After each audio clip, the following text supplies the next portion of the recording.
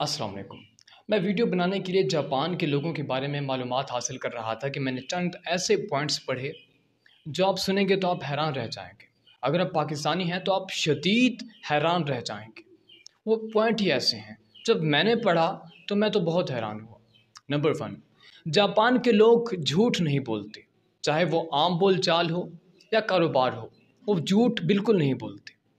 अब आप ज़रा सोचिए कि हमारे पूरे पाकिस्तान का जो निज़ाम है या कारोबार है वो झूठ पे चल रहा है, और अगर वो झूठ ही छोड़ दें तो फिर उनका कारोबार किस तरह चल सकेगा? फिर तो मुनाफा ही नहीं होगा। तो ये तो बहुत गलत बात है। जापान के लोगों को हमसे सीखना चाहिए कि कारोबार में झूठ बोलना चाहिए, तभी मुनाफा होता है। अब इससे अगला पॉइंट पढ़ेंगे तो मज़ीद हैरान होंगे बल्कि हंसेंगे कि वहाँ पर जो चीज़ एयरपोर्ट पे जिस कीमत पे मिलती है, आम गली में भी वो चीज़ उतनी ही कीमत पे मिलती है। अब भला सोचिए, एयरपोर्ट वाली चीज़ का क्या म्यार रह जाएगा जब उसकी कीमत गली वाली चीज़ के बराबर आ जाएगी। लोग तो वहाँ से चीज़ें ख़रीदना ही छोड़ देंगे। इससे अगला पॉइंट सुनिए, आप मज़ीद हैरान होंगे। अगर आप किसी स्टोर से ज़्यादा चीज़ें ख़रीद रहे हों तो वो सेल्समैन या मालिक उठ कर आपके पास आएगा और आपको मना करेगा कि आप ज़्यादा चीज़ें ना ख़रीदें, ये फजूल खर्ची है।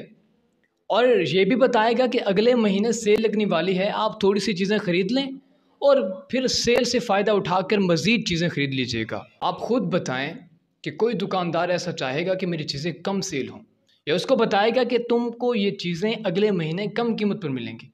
वो तो चाहेगा कि मेरी चीज़ें जल्द अज जल्द ज़्यादा कीमत पर फ़रोख्त हों। इनको तो कारोबार करने का तरीका ही नहीं आता। इन्हें पाकिस्तान में आकर सीखना चाहिए। शुक्र है मैंने ये बात किसी बड़े ताजर या किसी शॉपिंग मॉल वाले को नहीं बताई, वो तो मुझे धक्के मार कर अपने मॉल से बाहर निकाल देता।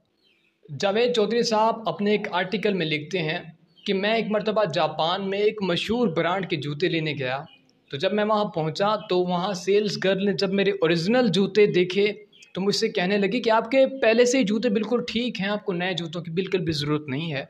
आप ऐसा करें, उन्हें ही मुरम्मत करवा लीजिए, आपके लिए वो जूते बहुत ज़्यादा ज़बरदस्त हैं। और इस पर वो बाकायदा दलाइल देने लगी कि हमें फजूल खर्ची नहीं करनी चाहिए। यही नहीं, अभी और सुनिए।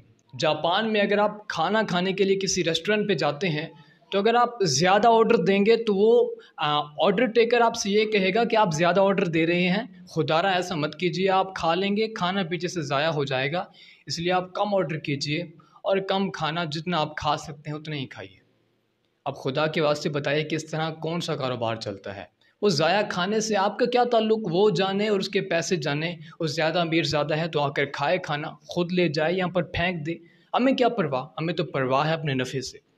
तो जापान के लोगों को मेरे मुताबिक बिल्कुल भी कारोबार का तरीका नहीं आता। उन्हें पाकिस्तान के बड़े बड़े ताजरों से आकर सीखना चाहिए कि किस तरह कारोबार में झूठ बोला जाता है, नाप तोल में कमी की जाती है, लोगों को बांध कर ज़्यादा से ज़्यादा चीज़ें उसके ऊपर थोपी जाती हैं और ज़्यादा से ज़्यादा ऑर्डर लिए जाते हैं और ये तमाम काम किए जाते हैं। मिलते एक नई वीडियो में, तब तक के लिए अल्लाह हाफ़िज़। अपना बहुत सारा ख्याल रखिएगा।